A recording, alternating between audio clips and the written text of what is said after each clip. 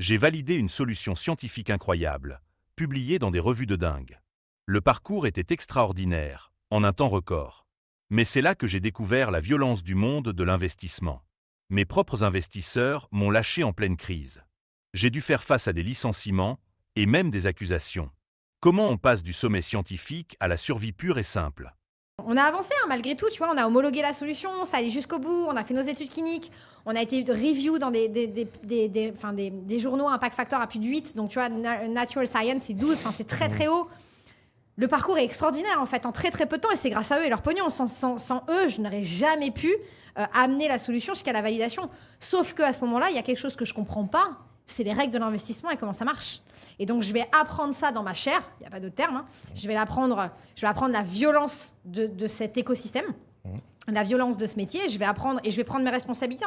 Tu les as fait rentrer, ma grande. Pas pour les bonnes raisons, donc t'as pas les bons invests, c'est normal. C'était ma première boîte aussi, donc j'y mettais beaucoup d'émotion. C'était mon bébé, tu vois. Maintenant, c'est plus du tout la même chose. Mes entreprises, c'est des tunnels d'investissement. Je les vois plus du tout de la même manière.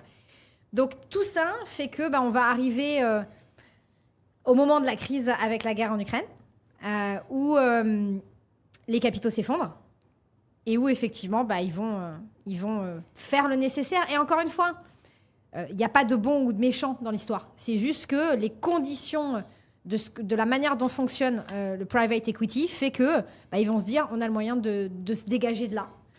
Et non, on ne croit pas au fait que cette société puisse perdurer parce que le choix au démarrage n'était pas bon pour eux comme pour moi. Donc ils vont retirer les fonds. Donc là où ils devaient bridger, ils vont stopper. Donc on va se retrouver du jour au lendemain avec plus d'argent, très clairement. Et là, pendant un an, je vais vivre procédure collective. Donc pendant un an où tu fais des licenciements économiques, où tu as la médecine du travail qui vient chez toi parce qu'elle t'explique que tu harcèles tes collaborateurs, alors que tu es en train d'essayer de sauver tout ce que tu peux sauver pour que chacun garde son job. Mais c'est normal, dans une période de chaos, c'est normal, c'est le chaos à l'extrême. Où on va réussir à trouver des nouveaux investisseurs, mais ça va pas se faire pour des questions politiques. Donc je découvre ce côté-là aussi.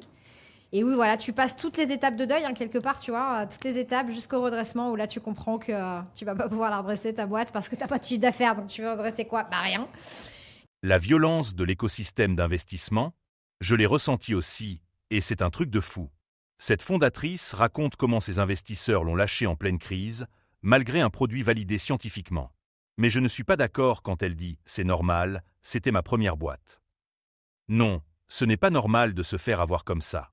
Le vrai problème, c'est pas juste l'argent, c'est l'alignement.